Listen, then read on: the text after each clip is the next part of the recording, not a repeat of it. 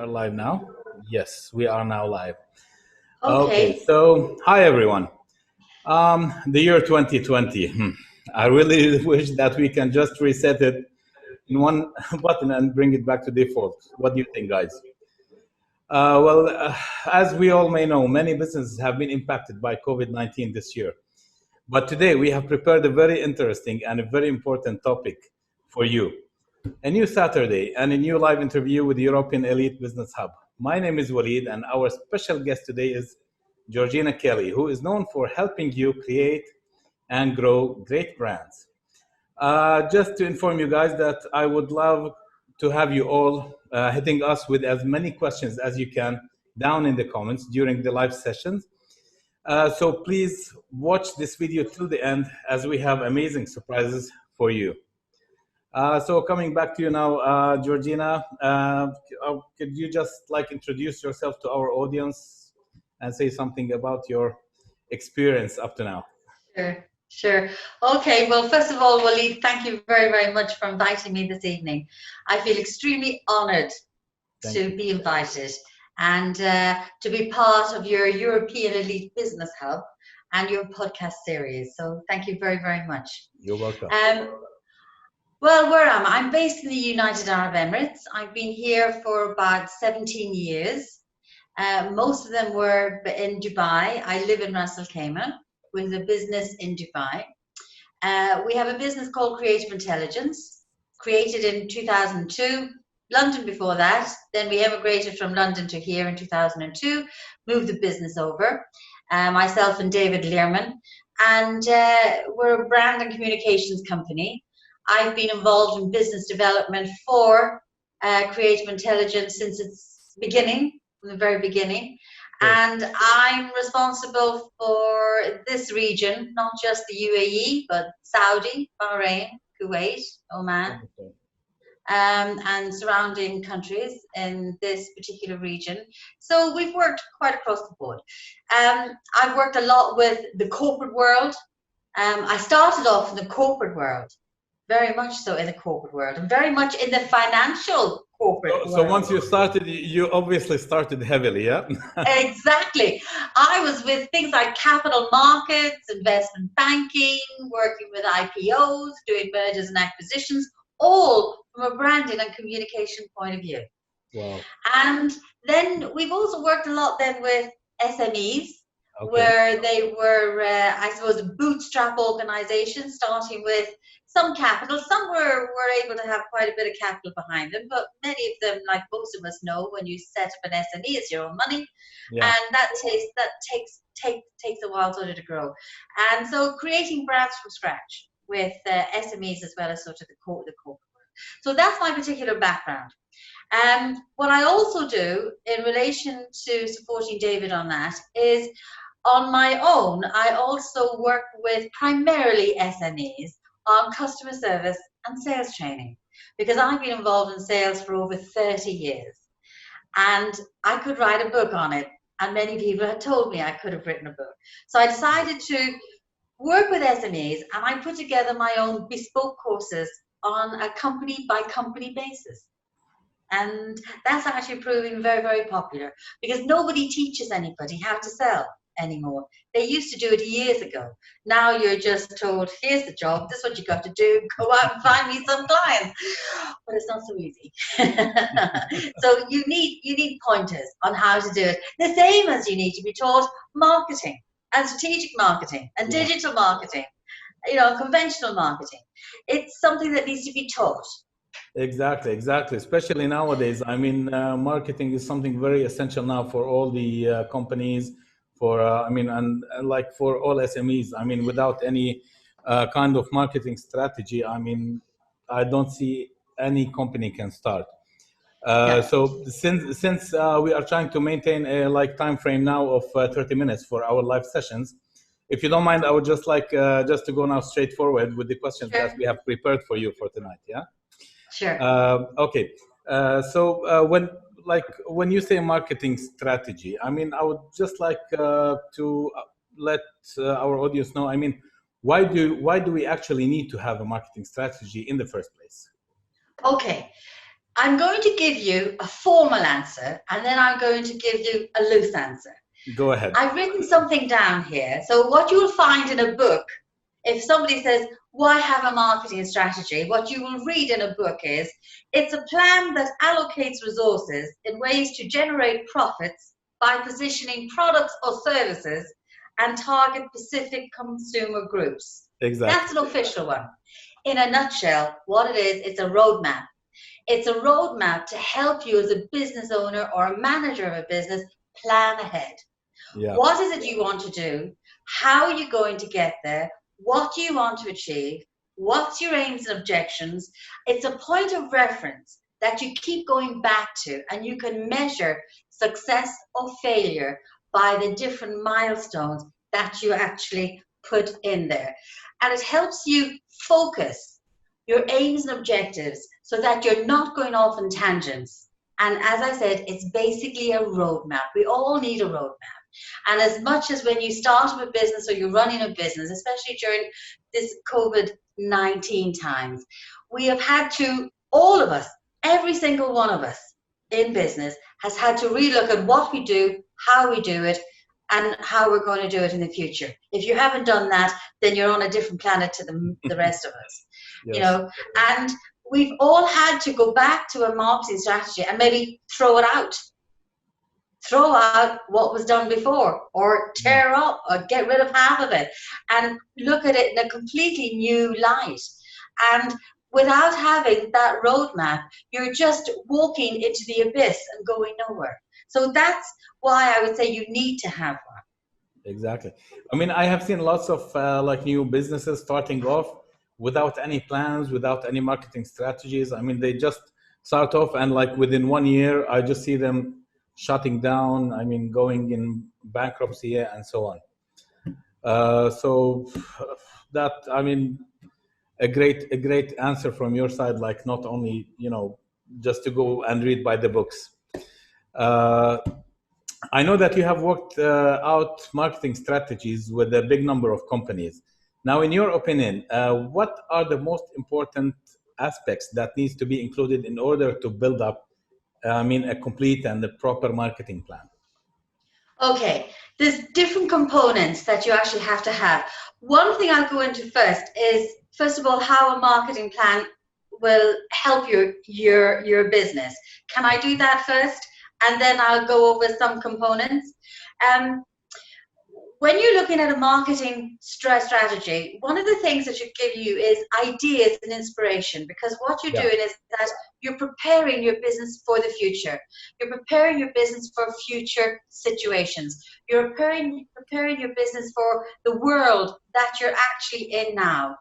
And by researching and looking at things and doing market analysis of where your business economic world is right now, you can foresee economic opportunities and possibly problems. Not everything is going to be an opportunity. There are threats out there. You need to look at them sort of face on. It can also help you where you may have demand for your product or service at certain times of the year. It could be a holiday period. It could be summer, it could be winter, depending on what your product or service is. Yeah. It means that it can help you decide, do I need to get more staff during that quarter? Do I need to take on temporary staff during that particular period? Am I going to be too lean? Do I need to take on full-time staff? Do I need to plan ahead when it comes to logistics? Let's say I'm in retail and I'm going to be moving a lot of units. Do I have enough money in my cash flow to be able to bankroll existing, not just existing logistics, but future existing logistics plans that I'm going to need? I might want to maybe do a special digital campaign. I might want to do a special marketing campaign. I might want to set up for online orders. Maybe all of my business was coming from consumers. Okay. Now I've got to look at online banks. Do I need to negotiate overdraft facilities? So you're looking at things here to actually help you actually plan ahead. Know your weaknesses, know your strengths, give you clarity on your business and economic situation that you're currently trading in. Minimize your weaknesses, mitigate any threats that you possibly have. So that's how it will help your business. And the type of components that you're going to need is, I would say, you need a description of your market situation. Wherever you are in the world, if you're in the Middle East, if you're in Europe, if you're in the States, Australia, you need to look at the city that you're trading in, the region that you're trading in. So that's the first thing that you need to do. What is the market economics of the situation that I'm currently in relation to the country I'm in relation to the government that I'm dealing with, in relation to the parameters of government legislation that I have to deal with changes. If you, let's say you're in the F&B industry right now, there's a lot of changes that you've had to make.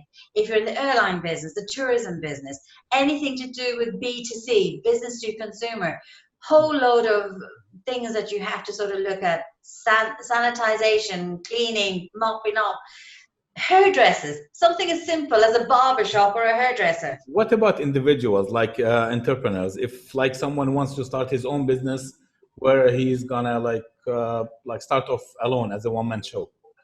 All right, the same thing. The first thing he has to work out is, who is my audience? Yeah. Right. First of all, they look at the market. You need to make sure that you can make money. There's no point in going into business as an entrepreneur, restaurant, and you're going to be in a market where there's about 2,000 restaurants all around you. It's crazy. The same as, say, if you're going to set up, let's say, a service business which is to do with the internet or IT or whatever, you know, is going on at the moment. You want to make sure that you're not going into a market that's already packed with people who are your competitors. So you need sort of to look at your market. You need to look at your customer profile. Who is my customer? What do they look like? What do they need from me? How am I going to position myself? Am I going to be at the lower end of the market price wise?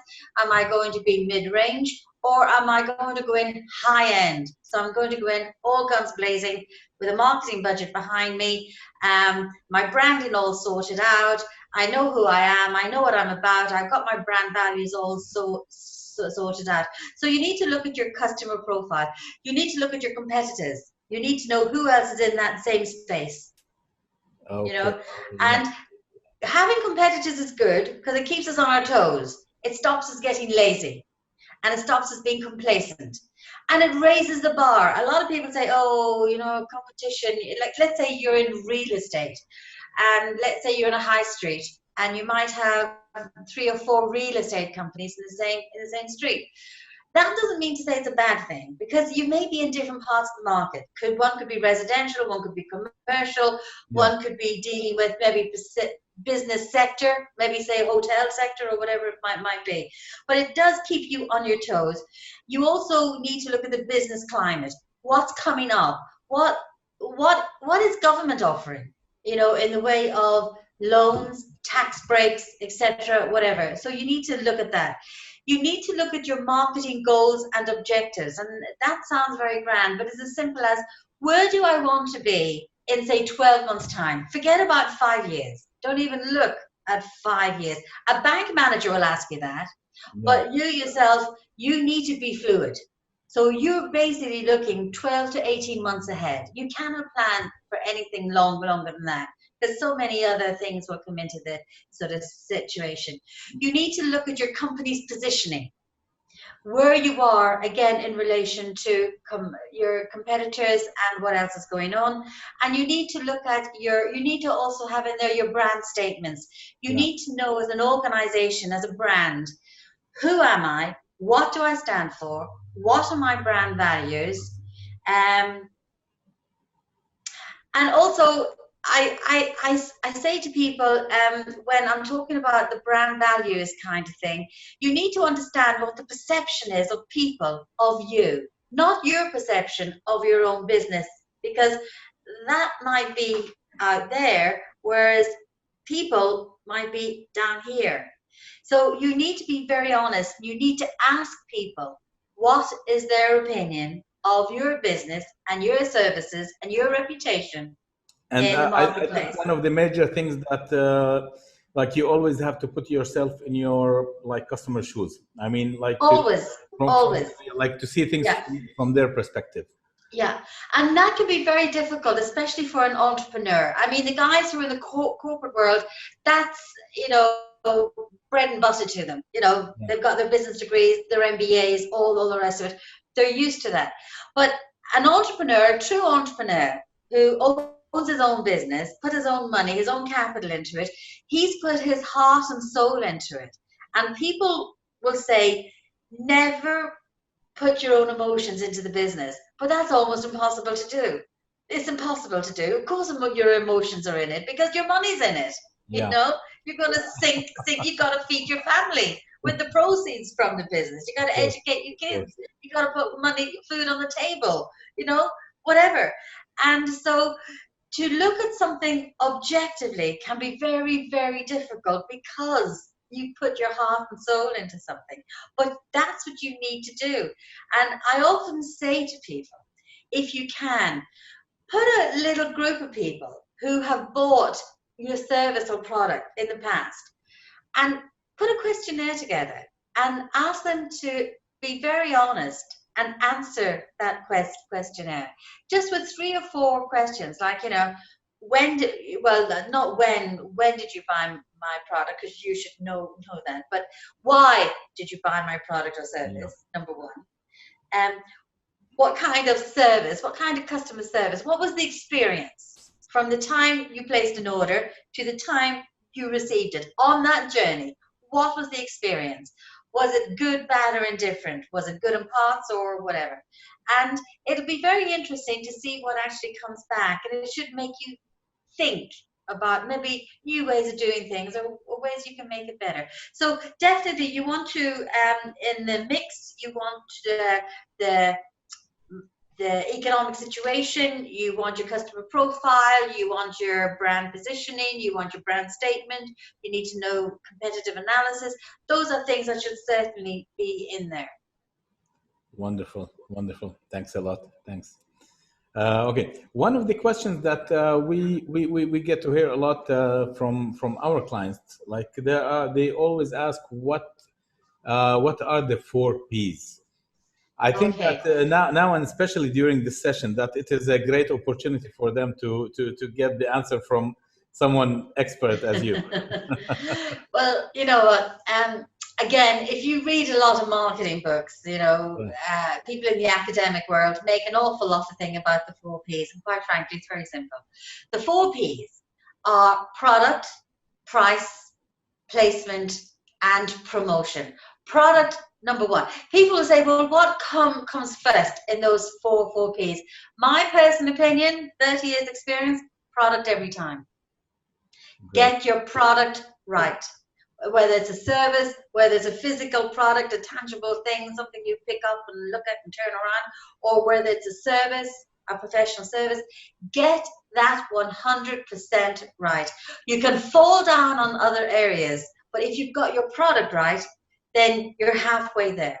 So product is number one. It's like, let's say I'm going to go into a cafe and I want to go in for a cup of coffee. All right. Okay. Now, my reason is I want a cup of coffee, but what I will experience is something completely different. It's not just a cup of coffee. It's not just it's the ambience of the place. It's the after sales service. It's how I'm treated. It's when I walk in the door, am I greeted? It's the look and the feel of the place, as well as the quality. So it's not just about the quality of the product. It's about the experience of the whole thing. Your price is, you need to pitch your price. Yeah. Pitch your price at the right level. Now, sometimes when you're a new person in business, you're doing a bit of that. There's no science behind it, and that is the truth. Again, if you're coming from a big business, then there's a lot of other things you can take into consideration. You have to take into consideration your overheads. You have to take into consideration how much does it take to make this product.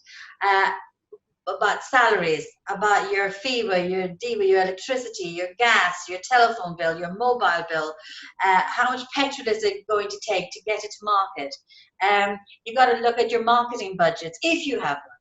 You've got to look at salaries you're paying, so you have to look at that percentage on every sort of product that you're going to sell. So you do have to take that into consideration. If you're a service-based organization, you have to look at how much money does it keep to keep the doors open. So let's say I'm a lawyer, or I'm a dentist, or I'm a doctor, or whatever the professional services are. There's a certain amount of money you must make, a threshold you must meet, what we call keep the doors open. That's before you even make a product. So you got to know what that margin is. All right.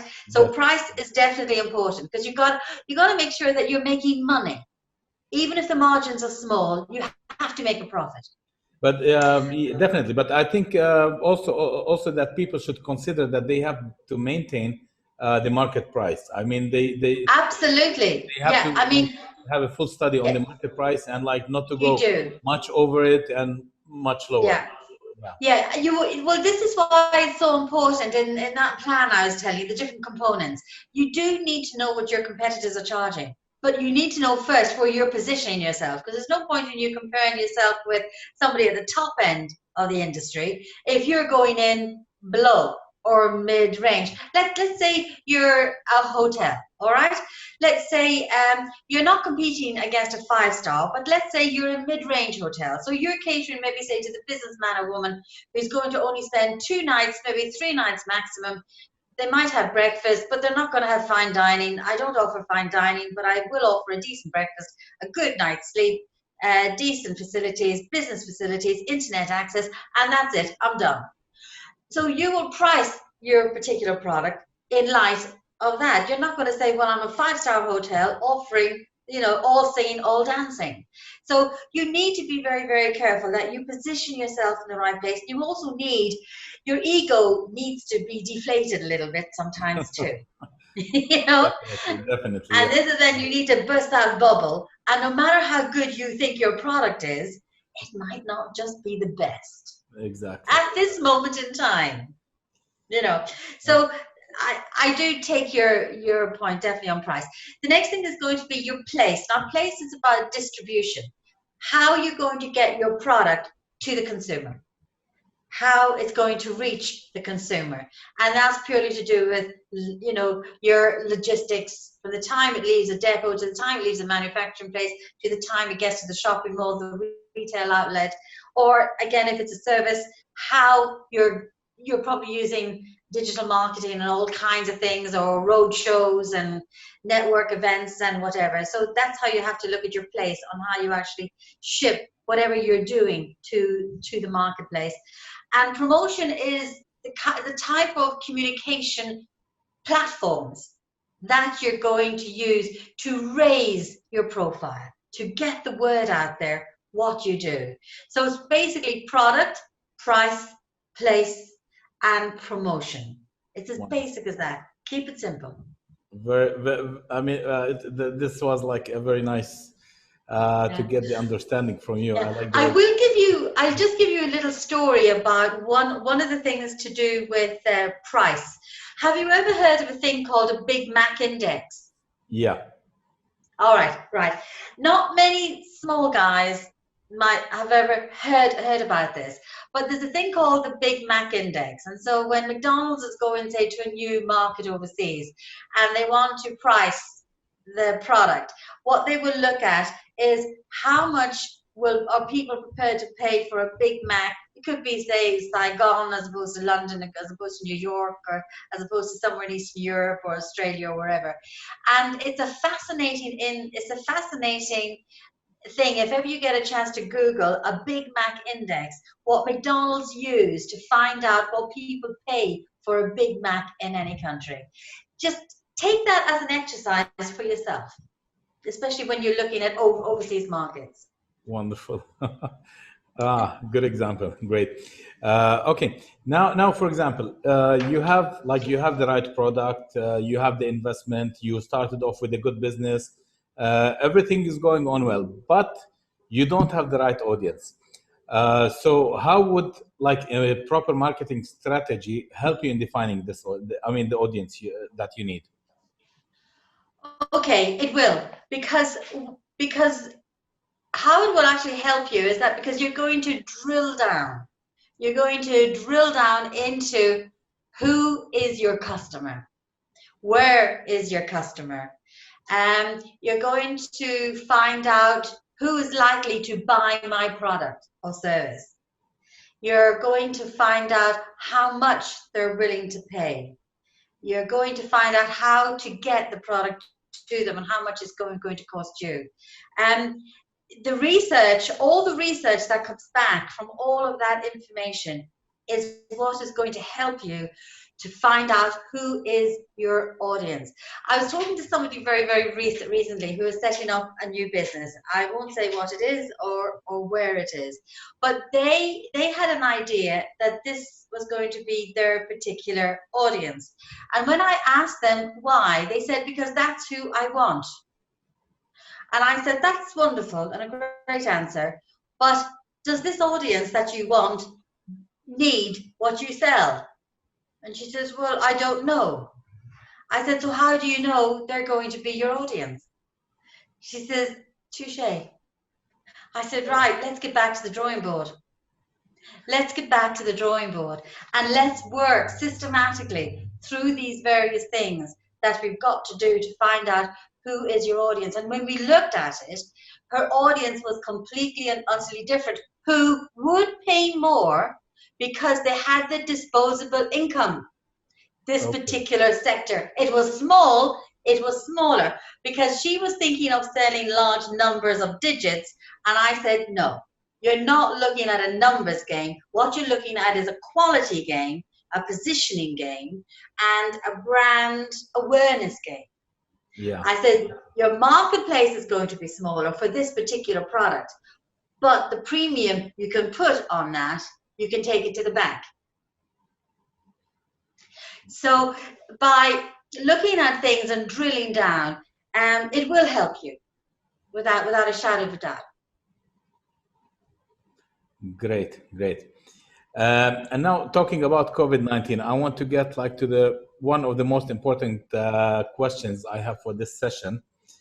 Now, has the COVID-19 changed the way we do business, and how do we communicate with other clients now, influencers, and wider audience? I mean, do we have to change? Do we have to change the marketing message, or do we change the process of how we communicate the message?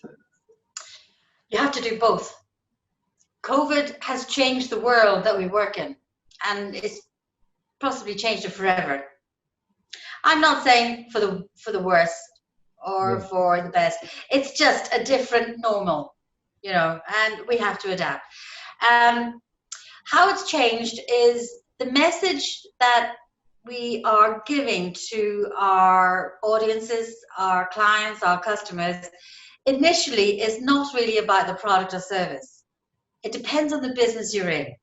If you're in a B2C, a business to consumer environment, your message is going to be about, okay, I'm taking it back to SMEs again, okay? I'm taking it back to the high street, okay?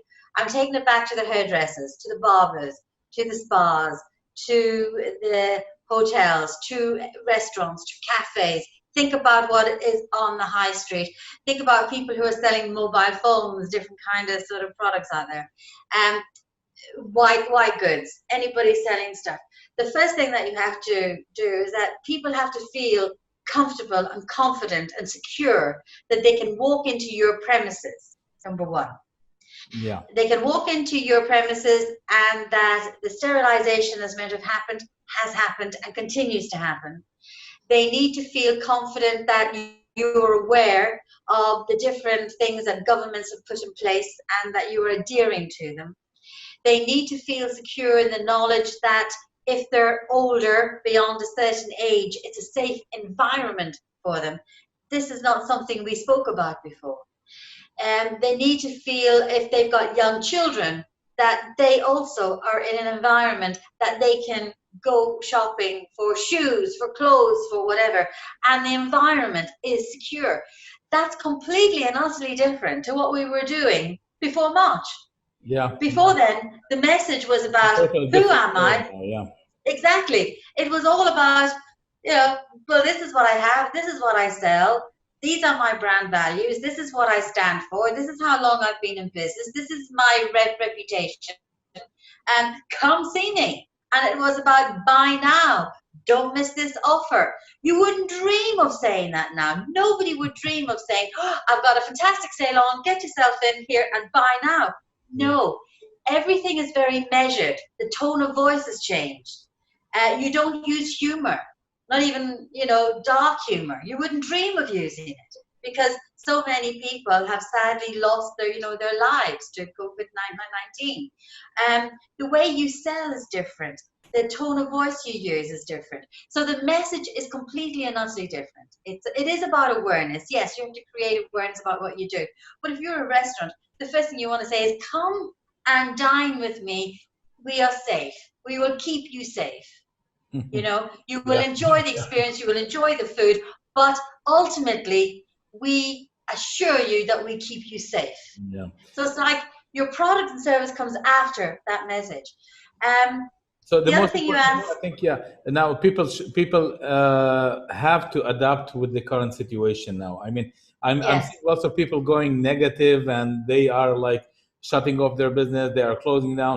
But there is still chance, I think, for people, like if they try to there is. like Yeah, I change mean, their strategy and like try to adapt, maybe yeah, that could move better. Yeah. you probably will have to, sadly, many of us, and I include myself here, we've had to downsize. Yeah. That's just a fact of life. All right.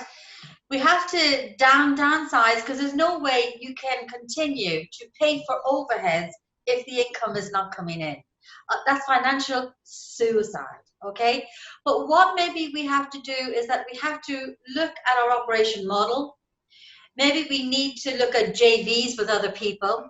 Yeah. So other people can supply something that will dovetail very nicely into my services. I'm not carrying the entire overhead, and maybe it makes me and them more attractive to a client because you can do a turnkey with experts in their own field, especially if you're in the service-based organization. Yeah. You can do an A to Z.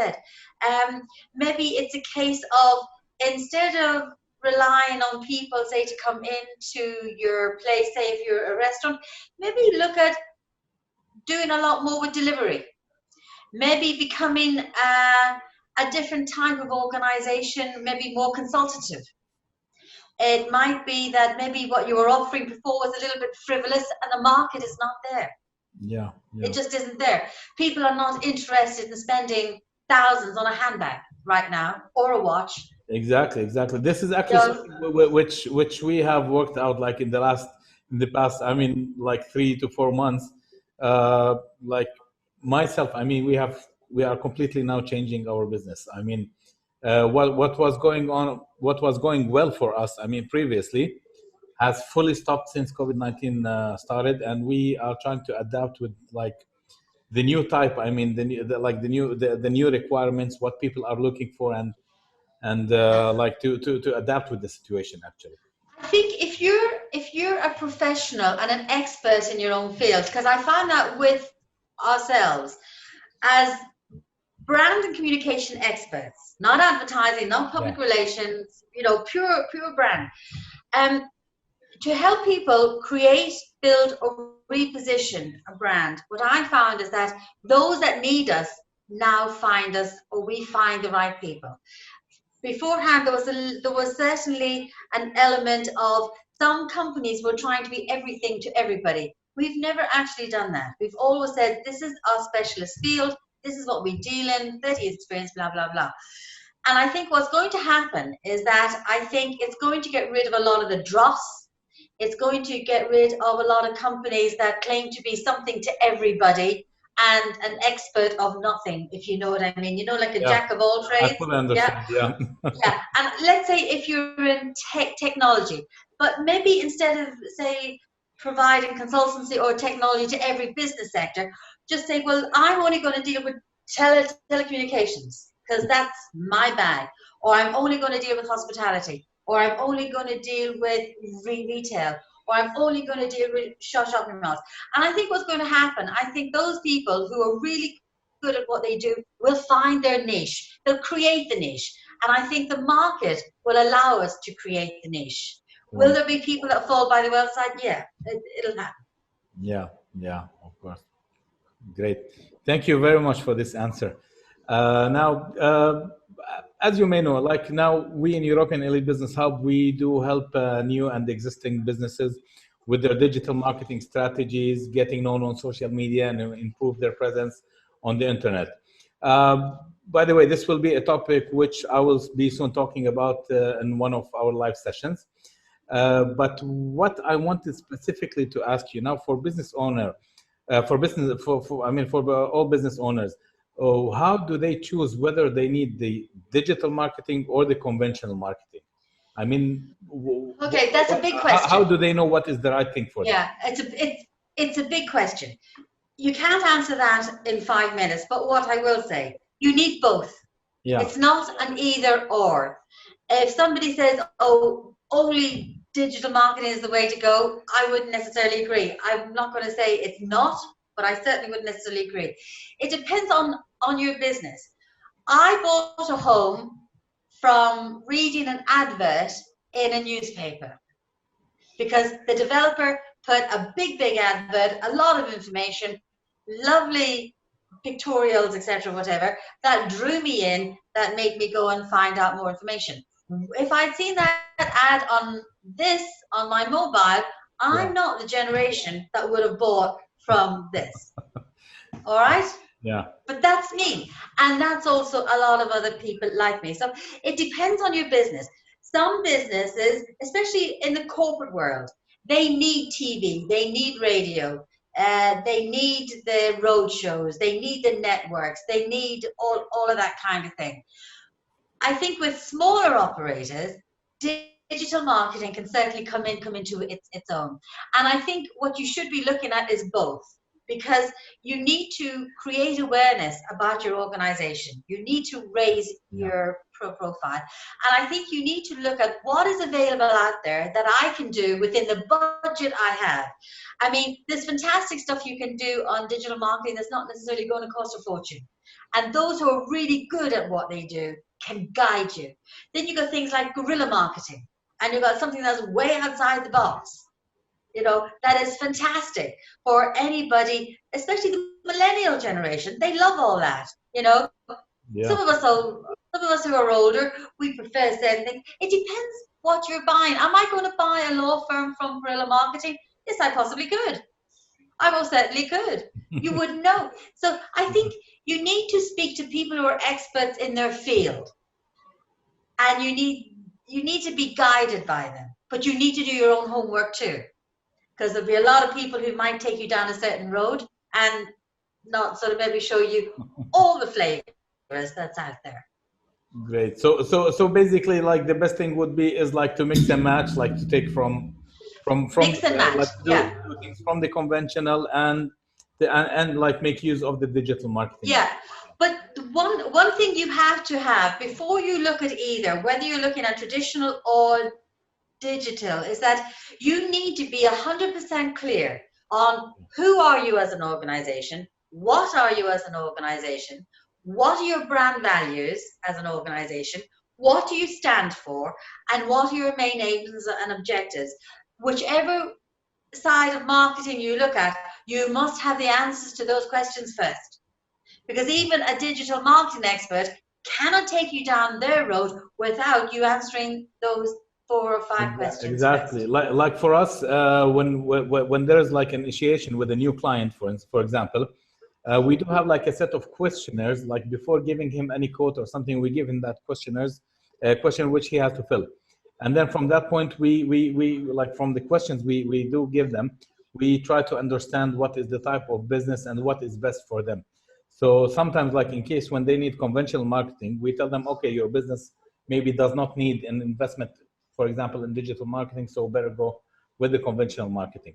So these are some things, okay, which we also can do to our clients. Yeah, I I think mean, yeah, digital marketing is great because it can keep you relevant. definitely, yeah, And you have to keep changing. You of have to course, keep moving with the times. You yeah, can't just stay still and say, "Well, this is all we do, and we're going to do this forevermore." That's crazy. That's also financial suicide. So you have to stay relevant and whatever works. All I say is, please, please, please, spend your money wisely and talk to people who know what they're doing. exactly. You know, Great. that's what I Anyways, would say. I think I mean, this was really an interesting discussion and a very nice topic. And like, I'm glad to sit and talk to you. It would have been maybe much more convenient, like to sit, face to face. But due to the situation, this is even fine. I hope that many of you now have a better vision of how to form or where to start the building of a proper marketing strategy, whether you are a business owner, entrepreneur, or a marketing manager or an executive.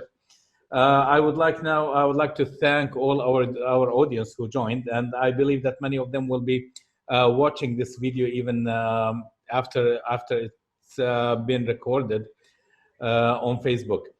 Uh, just to let everyone know that there are amazing gifts that Georgina will be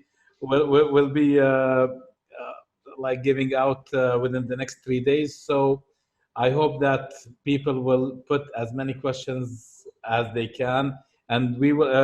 I did receive some questions now.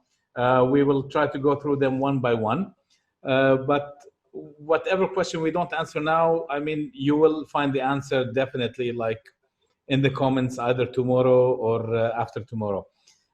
Just to remind you also that we as European Elite Business Hub, we are giving away also a 50% discount on one of our digital marketing packages. So we will be announcing 4 winners. Am I right? You are giving three giveaways, right? Of a 30 Well, minute Zoom. I'm going to give three giveaways. I like odd numbers, Okay. and I thought I'd pick three for the heck of it. And I'm prepared to do 3 Zoom calls for 30 minutes to 3 people. Wonderful, wonderful. Great. And so you will be giving the 3 giveaways, and we will be giving one giveaway, which I said it's a 50% Yeah. not on digital I mean, marketing. I'm happy, just to clarify that, I can give advice or talk to, if say they already have a marketing, or they don't have a marketing strategy, but they want to put one Okay. together. Over 30 minutes, they can pick my brains. I can also, or on brand awareness or building a brand, creating a brand. Great. The other area is general business advice. And the final thing is, if say you want some advice on sales training, I'm happy to do Wonderful. that. So one of those Oh. areas. So there will be lucky winners, hopefully. Unfortunately, I cannot be one of the winners, anyways. But it will be a great opportunity. Oh, you get it for nothing anyway. It will be a great opportunity for some of them. I would like to ask everyone like to follow all our pages on Facebook, Instagram, LinkedIn, YouTube, and Twitter. Soon we will be having lots of topics, lots of videos going on. I will also put down in the comments the link of Georgina's LinkedIn also. So whenever you need her advice or any service you need, you can contact her directly. Maybe Georgina also, like, you can later on put them in the comments below. I mean, you can put all your Sure, I mean, feel free to put your contacts. sure. So okay, let me just now go quickly through some of the questions. Okay, we got in the inbox one of the question. How to be special in the sea of small businesses and entrepreneurs? Sorry, what's that question again, Walid? How to be special? How to be special in the sea of small businesses and entrepreneurs? I mean, maybe, All yeah. right. I think you got the question. Okay. Well, okay. If I'm reading it right, you mean how can they stand out from the rest of the Yes, people yes. I doing believe whatever that they this do. was, yeah, All right, that's very simple. Customer service. How you treat your customer, how you deliver that quality, that product, that service. It's the experience. You give your client the best experience that they possibly can from the beginning of that journey to the end. Go over and above what your competitors would do. great. It's not going to cost you extra money. It will cost you extra time. Wonderful. Great answer. Alex was saying, yeah, that there, okay, he was, I think, commenting when we had the question about the audience, that it was a good question. Probably that was on his mind, in his mind. Natalia, best of your experience, what the best ratio of investment in marketing versus expected revenue? Wow, that's a toughie because it depends on your business. I would say at least 20%. 20% of your budget should go on marketing. All right. What your return on the investment is going to be, there's too many things in there. I can't say, well, the return is going to be 70% because it depends on so many things. It depends on how you deliver. It depends on the customer experience. It depends what it is you're actually selling, or what you're actually offering. But what I would say, when you're putting your budgets together, for the year, put 20% aside for your marketing strategy, not for the entire marketing budget. I'm talking about the marketing strategy, because some of the things that you have to put in that compilation, you can't do it all yourself. You're going to need some help. So you're going to bring in the people, and you're going to have consultancy first before you have the people doing what has to be done. Great. Another question from Thomas Kolar. Good evening. Very informative and a lot of business ideas, useful tips, and a great reminder for us who were studying marketing. Thank you so much for sharing your ideas and experience at these challenging times for all of us. Okay. We are seeing retailers changing their marketing strategy, being focused on big price discount. Do you agree with the strategy in the current situation? In the current situation, I do agree with discounts. Normally, I would say don't be too keen to offer big discounts, but people have a lot of units out there that have to move. Remember, they've been shut March, April, May, June, we're now July. So they have got warehouses, or they'll have places full of products that have been sitting there, and they have to move those units, because nothing of nothing equals nothing. Whereas if you can get a percentage of something and you're moving the units, it's getting rid of stuff that you have. It depends again on what you're selling. Like if you're selling white goods, anything, say, in the kitchen, a fridge, a washing machine, whatever, those designs aren't going to change overnight. But if you're selling something, say, to do with fashion, where you've got seasonal clothes, you don't want to be selling in winter something that should have been sold in March, April, May for the summer. Yeah. So what you need to do is take a realistic look. This is where we're going back to price. Do you remember when you and I were talking about price and being realistic? Yes. Those four P's. You go back to, what have I got here that I've got to shift? How badly do I have to shift it? And in what amount of time do I need to shift it? You do whatever it takes to shift it. Wonderful, wonderful. One more question from Aldi Cindy. Good evening. Thank you so much for all information given to us. What is the best marketing you recommend? Okay, I think we were talking about the conventional and digital marketing. Those two. Both. Uh, It's not either or. I personally don't believe that the world is ready for everything to go digital only. We're uh, not ready for that. That could happen in the future, but we are not there yet. Again, it's not either or. You need both, but whatever you do, whether it's conventional or digital, get back to getting that brand positioning sorted out. Your brand values, your brand positioning, get that. That should be foremost in your mind, not digital or conventional. You need to say, okay, if somebody was to ask me to write now on a piece of paper, answer 5 questions, could I do it? If you cannot do that within 30 minutes, 30 minutes. You don't know what you need. Yeah, wonderful, wonderful. And the same person, Aldi Cindy, is asking you whether you are giving certificates or courses for marketing and sales. I do, and I don't have one on me, but I do. And I will show you a picture of the comments. I do. I actually have a certificate created. I One, will say to people, I'm not a trainer. I'm not a trainer. I'm not an academic. What I train is 30 years, or what I teach or coach is 30 years of experience of learning what works, making mistakes, and cock ups and learning over from those 30 mistakes. years. But Okay, I do have a certificate, yes. great, great, great. Okay, I'll just go with one more question. Whatever questions are there later on, we will just put them down in the comments. Question from Anna. Okay, oh, it's actually not a question. Great discussion. It helped me to understand better what is going to be my next step on my business journey. Okay, so I'm glad that you. Wow, It seems that you helped a lot of people fantastic, during this session, and I'm really, really happy we had this discussion. We might do one. fantastic. We might do some more. I think later, like Yeah, we can, like within a month or happy. two. Yeah, with different Yeah, topics. So if anyone of yeah. you guys are interested with some of the marketing or sales topics, you can just put it down in the comments, and we can prepare one more topic with Georgina. It's an extremely relevant, because if you can't sell what you have, you ain't got a business. Exactly, exactly. You know? Okay, Okay. so I think we have passed the 30 minutes. I mean, like 30 minutes ago. We've long past it. Yes, time is passing so much.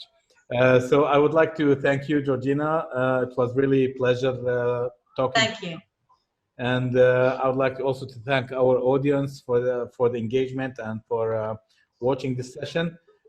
So guys, please stay tuned. Every Saturday, same time, we will be having new topics for you. Appreciate. Walid, thank you so much for giving me the opportunity. I was my honor. You're I'm most welcome. delighted. It's our honor too. Thank you. Most welcome. Okay, I'll see you then next Saturday. And thank you, Georgina. Thank you. Thank you. Thank you. Bye-bye. See you. So bye bye.